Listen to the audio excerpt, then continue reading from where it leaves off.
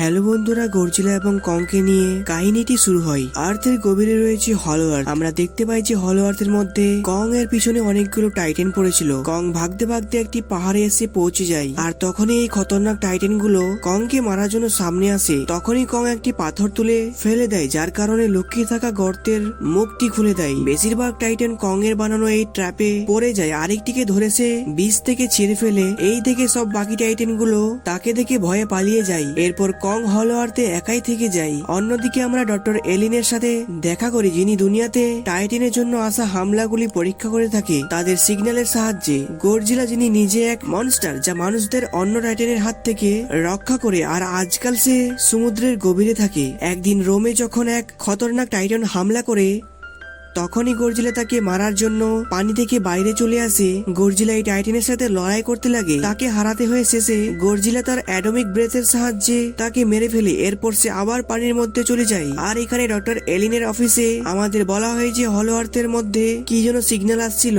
এই সিগন্যাল গুলো দেখে ডক্টর এলিন খুব টেনশনে পড়ে যায়। এরপর আমরা তার অ্যাডপ্ট করা মেয়ে জিয়াকে স্কুলে দেখি। জিয়া ক্লাসে বসে বসে তার হ্যালোসিলেশন হচ্ছিল। তার মনে অদ্ভুত অদ্ভুত খেয়াল আসছে। সে টেবিলে অনেকগুলো ড্রয়িং বানিয়েছিল। এইটা দেখে সবাই ভয় খেয়ে যায়, কি জানি কি যে তার সাথে হচ্ছে। এই কারণে ডক্টর এলিনকে স্কুলে ডাকা হয়। জিয়া তাকে বলে যে কি জন্য যে তার সাথে হ্যালোসিলেশন হচ্ছে। সে চোখ বন্ধ করলে আজব আজব ছবি দেখতে পায়। এই থেকে জানা যায় যে জিয়া কং এর সাথে বা অন্য কোনো টাইটানের সাথে কথা বলতে পারে। রাত্রে জিয়ার আবার হ্যালোসিলেশন হয়। সে এইসব জিনিসগুলো দেখে ভয় পেয়ে যায়। সে ডক্টর এলিনকে বলে যে হলো আর্থে কং এর মনে হয় কিছু বিপদ এসেছে, সে তার সাথে দেখা করতে চাচ্ছিল। ডক্টর এলিন তাকে বলেছে ঠিক আছে, আমি কিছু ব্যবস্থা করছি, এখন তুমি ঘুমিয়ে পড়ো। এরপর সে জিয়ার বানানো ড্রয়িং গুলো সে ভালো করে দেখছিল, যা দেখার পর তার মনে পড়লো যে দুপুরে হলো আর্থ থেকে যে সিগন্যাল গুলো এসেছিল একদম জিয়ার ড্রয়িং গুলোর মতোই। সেগুলি নিয়ে সে এক এক্সপার্টের কাছে যায়, যিনি এই ব্যাপারে ভালো করে বুঝতে পারে। সেই সিগন্যাল গুলো তাকে দেখাই। সে ভালো করে দেখে আর তাকে বলে যে এইবার এই সিগন্যাল না কোনো টাইটেন পাঠিয়েছে আর না কোনো কং পাঠিয়েছে, এই সিগন্যাল হচ্ছে মানুষের পাঠানো। হলো আর্থ থেকে মানুষ সিগন্যাল পাঠিয়েছে, ব্যাপারটা আলাদা। এরপর ডক্টর এলিনের ফোনে মেসেজ চলে আসে যে গডজিলা জল থেকে বার হয়েছে, যা দেখার পর সে বুঝে যায় যে নিশ্চয়ই দুনিয়ার উপর বিপদ আসছে, যা গডজিলা আগে থেকে বুঝে যায়। পানি থেকে বার হওয়ার পর গডজিলা পুরনো এক জায়গায় আশ্রয় নেয়।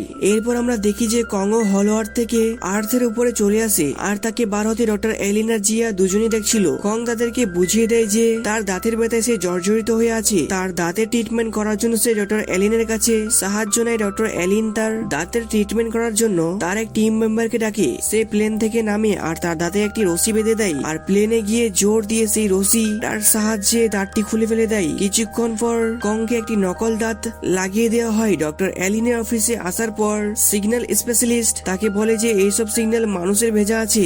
সে আমাদের হলো আর্থের আসার বিপদের ব্যাপার বলে। এরপর ডক্টর এলিন হলো আর্থের ভিতরে যাওয়ার জন্য সিদ্ধান্ত নেয়। সে তার এক নিজের টিম বানিয়ে নেয়, যার মধ্যে সে নিজে আর তার মেয়ে জিয়া আর এই সিগন্যাল স্পেশালিস্টকে নিয়ে এরা সবাই আর্থের ভিতরে যাওয়ার ছিল। এরপর আমরা দেখতে পাই যে কং এর সাথে হলো আর্থের ভিতরে যাচ্ছিল। এই যাত্রাটা অনেক খতরনাক ছিল, যাকে পার করতে তাদের অবস্থা খারাপ হয়ে যায়। কিন্তু এরপর তারা হলো আর্থে পৌঁছে যায়, যা দেখতে অনেকটা সুন্দর ছিল। এখানে কং নিজের ঠিকানায় চলে যায় আর এরা তার নিজের তৈরি জায়গায় চলে যায়। আর্থের সার্ফেসে ডক্টর এলিনের যে ক্যাম্পটি ছিল, যেখানে গডজিলার মুভমেন্ট ট্রেস করা হয়েছিল, যেন বোঝা যায় যে বিপদ কোত্থেকে আসছে। এরপর দেখানো হয় যে গডজিলা নিজেকে তৈরি করছিল যুদ্ধের জন্য, নিজের অ্যাটমিক ব্রেথকে স্ট্রং করছিল। কিন্তু কিছুক্ষণ পর ডক্টর এলিনের লোক গডজিলার উপর অনেকগুলো মিসাইল ফায়ার করে দেয়, আর এই কারণে তার অ্যাটমিক ব্রেথের পাওয়ার বেড়ে যায়। এখানে হলো আর্থের ভিতরে ডক্টর এলিন এসে দেখেছে তাদের ক্যাম্প ধ্বংস হয়ে গেছে। এখানে হলো আর্থের কংও বুঝতে পারে যে নিশ্চয়ই কোনো টাইটেন আসছে, আর তার সাথে সে যুদ্ধ করার জন্য এক্স নিয়ে প্রস্তুত ছিল।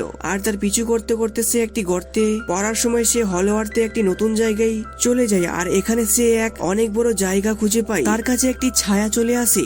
সে দেখতে পায় সেখানে এক ছোট্ট গরিলা। কং তার সাথে বন্ধুত্ব করার জন্য হাত বাড়ায়। এই ছোট্ট গরিলা তার হাতে কামড় দিয়ে দেয়। কং তার পিছু করতে লাগে। সেখানে অনেকগুলো তার মতো গরিলা এসে তারপর হামলা করে দেয়। কং প্রথমবার তার মতো এত বড় বড় গরিলা দেখছিল। সে এক ঝটকায় তাদের কাছ থেকে নিজেকে ছাড়িয়ে নেয়। আর যখনই সে ছোট গরিলাটিকে তারপর হামলা করতে দেখে তাকে সে একটি ব্যাটের মতো নিয়ে ছুঁড়ে ফেলে দেয়। এরপর সে ওই ছোট গরিলাটিকে তাকে তার কাবিলায় নিয়ে যেতে বলে। সে তার কথা মেনে তাকে তার কাবিলায় নিয়ে যেতে লাগে। অন্যদিকে আমরা হলওয়াতের মধ্যে ডক্টর অ্যালিনের সাথীদের দেখি যারা সিগন্যালের খোঁজ করার চেষ্টা করতে লাগে। তারা এক জঙ্গলে এসে পৌঁছায় আর বলে যে এই জায়গাটা খুব খতরনাক, অনেকগুলো টাইটান এখানে থাকে আর তাদের যদি বাঁচতে হয় আমার কথা মতো চলো। সে তো কথা বলছিল, ইতিমধ্যে এক ড্রাগন ফুল সেই লোকটিকে পুরোটি খেয়ে ফেলে আর তারা সেখান থেকে পালিয়ে যায়। একটু দূরে যেতেই জিয়া একটি গড এর চিত্র দেখতে পায় আর হঠাৎ একটি বাটারফ্লাই সেই পাথরটির উপর গিয়ে বসে যায়। জিয়া যখনই পাথরটাকে টাচ করে তো সেখানে একটি ছোট্ট টার্নাল থেকে জল বেরিয়ে আসে আর এই জলটির স্রোতের পিছু করে তারা এক জায়গায় পৌঁছায় যেখানে ইনভিজিবল প্রোটেক্টিভ সেলফ লাগানো হয়েছে। ডক্টর অ্যালিন যখন এই সেলফটিকে খোলে তার সামনে তারা এক দুনিয়া দেখতে পায়। অন্যদিকে আমরা ওই ছোট গরিলাটিকে দেখি, সেই গরিলাটি তাকে তার কাবিলায় না নিয়ে গিয়ে ধোকা দিয়ে একটি নদীর কাছে ছেড়ে দেয়। সে জানতো যে এর মধ্যে একটা বড় টাইটান লুকিয়ে আছে। হঠাৎ এই লুকিয়ে থাকা টাইটানটি জল থেকে বেরিয়ে আসে আর কং এর উপর হামলা করে দেয়। তার হামলার হাত থেকে বাঁচার জন্য সে তার এক্স হাতিয়ারটির সেই টাইটানটির মুখে ঢুকিয়ে দেয়। এই টাইটান কংকে পানিতে ডুবানোর চেষ্টা করছিল আর এইসব দেখে সেই গরিলাটি ভয়ে সেখান থেকে ভেগে যায়। ভাগতে ভাগতে তার সামনে একটি জিনিস এসে পড়ে, সেটা আর কিছু না সেই টাইটানটির মাথাটি ছিল। এইসব দেখার পর ছোট গরিলাটি এই ব্যাপারটা কনফার্ম হয়ে যায় যে সে কোনো নর্মাল গরিলা না। এরপর এরা দুইজনে কাবিলার দিকে রওনা দেয় আর এরা আস্তে আস্তে করে টাইটানটির মাংস খেতে লাগে। সিন শিফট হয়ে আর আমরা আর্থের সার্ফেসে সিন দেখতে পাই যেখানে গর্জিলা আছে। এই কথাটা আমরা প্রথমে জানি। গর্জিলা সমুদ্র থেকে অন্য এক টাইটানের কথা জানতে পারে যাকে মারার জন্য সেই ঠিকানায় পৌঁছে যায় আর ঠিকানাটি নষ্ট করতে লাগে। তার উপর রেগে একটি পিঙ্ক কালারের টাইটান বাইরে চলে আসে আর মুখটা খুলে এক ফুলের মতো। সে তার সাহায্যে গর্জিলার উপর হামলা করা ছিল, কিন্তু এখানে গর্জিলা প্রথমে তাকে নিজেকে কন্ট্রোল করে নেয়। গর্জিলা নিজের অ্যাটমিক ব্রেথের সাহায্যে সেই টাইটানটিকে মেরে ফেলে। এখানে হলওয়ার্থে ডক্টর অ্যালিন এক নতুন এলাকা খুঁজে পায়। এরা এই এলাকার মধ্যে ঢোকার সাথে সাথে অনেকগুলো মানুষ তাদের উপর হামলা করে দেয়। এরা সেই লোকগুলো যারা কং এর সাথে কথা বলতে পারে আর এরাই ডক্টর অ্যালিনের কাছে সেই সিগন্যালগুলো পাঠিয়েছিল। এর আগে তারা তাদেরকে মারতো। তাদের দলের একটি মেয়ে জিয়া কে চিনে ফেলে যে সে তাদের দলের মেয়ে। জিয়া সত্যি তাদের দলের মেয়ে ছিল কিনা এইটার জন্য তাদের সবাইকে সর্দারের কাছে নিয়ে যাওয়া হয়। তিনি জিয়ার হাত ধরে তার পুরো মাইন্ডটা পড়ে নেয় আর জেনে ফেলে যে সে তাদের দলের মেয়ে। তাদের বিপদের ব্যাপারটা জানায়। এরপর ডক্টর এলিনের সেই লোকগুলোদের কাছে বিপদের ব্যাপারটা জানতে চাই যার সিগন্যাল এরা তাদের কাছে পাঠিয়েছিল। যেখানে আমাদের বলা হয় যে হলওয়ার্থের মধ্যে কং এর মতো অনেকগুলো গর্জিলা থাকে আর তাদের উপর অন্য এক টাইটান শাসন চালায়। সে হলওয়ার্থের সাথে সাথে এই দুনিয়াকে শাসন করতে চাচ্ছিল। আর যখন সেই প্ল্যানিংটা করে আর্থের উপরে যায় তো সেখানে গর্জিলা তাকে হারিয়ে আরেকবার হলওয়ার্থের মধ্যে বন্দি করে দেয়। সে এখনো তাদের জন্য এক বড় বিপদ। অন্যদিকে দেখানো হয় যে সেই ছোট্ট গরিলাটি কংকে নিয়ে তার কাবিলায় নিয়ে চলে যায়। সেখানে সব গরিলাগুলো কাজ করছিল। সে দেখতে পায় যে এক বুড়ো গরিলা কাজ করতে পারছিল না, তো তাকে মারা হচ্ছিল। এই অন্যায় দেখে কং এর অনেক রাগ উঠে যায় আর সে সেই শয়তান গরিলাটিকে তাকে একটা ঘুষি মরেছে দেখায় যে সে সবার থেকে শক্তিশালী। এইসব দেখে সেই গরিলাদের বাদশা কং এর সামনে আসে। এই সেই গরিলা যার ব্যাপারে ডক্টর অ্যালিন জিয়ার কাবিলার লোক বলছিল। গরিলাদের কিং এখানে কং এর সামনে এসে হাসতে হাসতে শুরু করে। সেই গরিলাটি তার মেটালের দাঁতটি দেখে হাসছিল। কিং তাকে হাসতে দেখে অনেক রাগ উঠে যায়, যার কারণে সে তার বাবাকে আগুনে ফেলে দেয়। যা দেখে ছোট্ট গরিলাটি কাঁদতে লাগে। এই গরিলার বিনা কারণে মারার জন্য কং এর অনেক রাগ উঠে যায়। সে যখন এখানে রেগে কিছু বলে তো কিং তারপর তার এক অদ্ভুত বেল্ট দিয়ে তার উপর হামলা করে দেয়। আর এই বেল্টটার সামনে দিকে একটা ক্রিস্টাল লাগানো ছিল। এই বেল্টটা পুরো হামলা থেকে সে বেঁচে গিয়েছিল, কিন্তু শেষে লাগানো ক্রিস্টালের কং এর হাতটি ক্ষত করে দেয়। কিং চালাকি দেখিয়ে আরেকবার বেল্টের সাহায্যে কং এর উপর হামলা করে দেয় আর তার গলাটি বেঁধে দেয়। এর আগে কং মরে যেত। কং তার পুরো জোর লাগিয়ে কিং কে উঠিয়ে ছুড়ে ফেলে দেয়। নিজেকে তার হাত থেকে কিং বাঁচাতে তার লোকেদের জ্বলন্ত লাভাটি বন্ধ করতে বলে। এরপর এখানে এক টাইটানকে আনা হয়। এটা ছিল এক আইস টাইটান। কিং এর বেল্টির আগে যে ক্রিস্টালটি লাগানো ছিল আর এই তার সেই ক্রিস্টাল এর সাহায্যে কিং সেই আইস টাইটানের দ্বারা অনেক কিছু করতে পারে। এরপর কিং আইস টাইটানকে কং এর উপর হামলা করতে বলে। আইস টাইটান যখন তার অ্যাটমিক ব্রেথ দিয়ে কং এর উপর হামলা করে তো তাকে থামানোর জন্য কং তার এক্স সামনে করে দেয়, কিন্তু এখানে কং এর এক্স এর সাথে তার পুরো হাতটা বরফে জমে যায়। এই সময় কংকে পালানো ছাড়া আর কোনো উপায় ছিল না। এই জন্য সে ছোট্ট গরিলাটি তাকে পালানোর রাস্তা দেখায়। সে পালিয়ে তো যায়, কিন্তু তাকে ধরার জন্য অন্য গরিলা তার পিছু করতে লাগে। ভাগতে ভাগতে কং তার সেই গুপ্ত জায়গায় চলে আসে। নিচে সে ট্র্যাপ লাগিয়েছিল, কিন্তু কিছু গরিলা তো সেখানে নিচে পড়ে যায়। আর কিছু গরিলা কং এর চাল বুঝে নিয়েছিল, তারা আস্তে আস্তে করে আগে আসছিল, কিন্তু হঠাৎ তাদের উপর পাথর পড়ে যায়। এই পাথরটা সেই ছোট গরিলাটি ফেলেছিল। সে এখন কং এর বন্ধু হয়ে গেছে। কং ওই লড়াই করার পর দুর্বল হয়ে গেছিল, এই জন্য সে তাকে হেল্প করে আগে নিয়ে যায়। সিন শিফট হয়ে আর আমরা দেখতে পাই গর্জিলাকে দেখানো হয়েছে পিঙ্ক টাইটেনকে মারার পর সে তার শক্তি টেনে নিচ্ছিল। এখানে ডক্টর এলিন দেখে যে জিয়া তার কাবিলার লোকেদের সাথে অনেক খুশি আছে, সে সিদ্ধান্ত করে যে সে তাকে এখানে রেখে একা বাড়ি চলে যাবে। হঠাৎ এই কাবিলার লোক তার এক মেশিন চালাতে লাগে, যেখানে লুকোনো প্রোটেকটিভ সেলফ এর দরজাটি খুলতে লাগে। সেখান থেকে কং আর তার বন্ধু আসতে লাগে।